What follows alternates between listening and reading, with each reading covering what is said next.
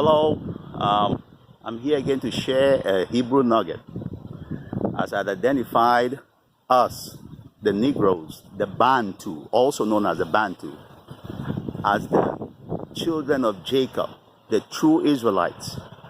And I'm proving it from prophecies such as Zephaniah chapter 3 from verse 9 through 13. It calls us by name that we are beyond the rivers of Cush.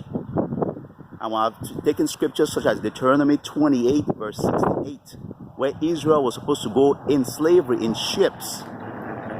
Now I'm going to talk about the ancient Hebrew language is none other than the Bantu dialects.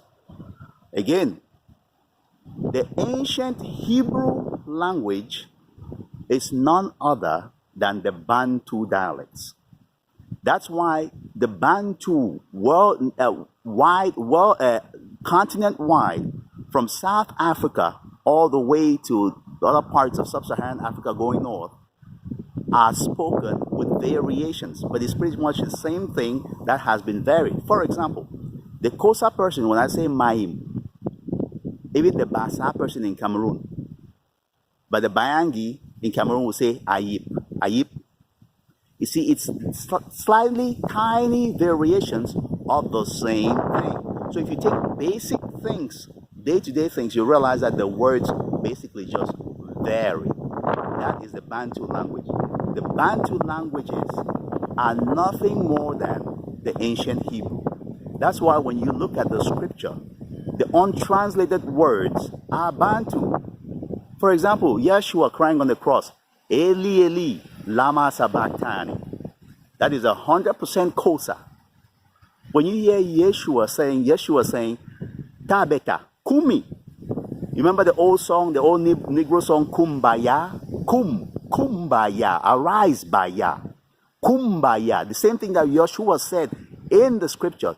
Tabeta, Kumi, rise up. Kumi. You know, this is Bantu. And this is what you call the ancient Hebrew, what people call Aramaic or whatever you might call it, is the ancient Hebrew, and it's Bantu. I'll give you another word in the scripture. When he says in the book of Daniel chapter 5, he says, Mene, tekel ofarsile. That is 100% Zulu. That is 100% Zulu again. And it's more or less many other Bantu languages. So therefore, what I'm saying to you is the ancient Hebrew is nothing more than a variation of the Bantu language, or basically the Bantu languages that have varied.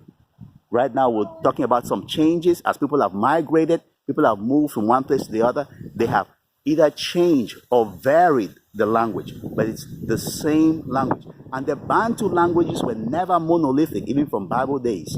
You can read that in Judges chapter 12, verse 6, where 42,000 Ephraimites were killed because they could not speak another language of the same Hebrew.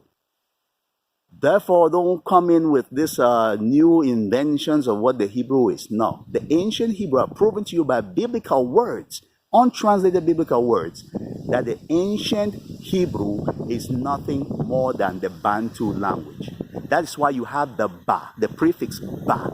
It means from. That's why Yeshua could say, blessed are you, son ba Jonas, from Jonas. That's why we have the ba Afra. Baefra, as a matter of fact, is from Ephraim, Baefra. That's why you have Basa, Banen, Bangante, Bali, Bazu, Bafo, Barundo, Bakudu. It's basically identifying an ancestor by which the people identify themselves by. Therefore, we, the Bantus, the Negroes, are the diaspora of Israel. We are the true Israelites, and our history is in the Bible. Thank you very much.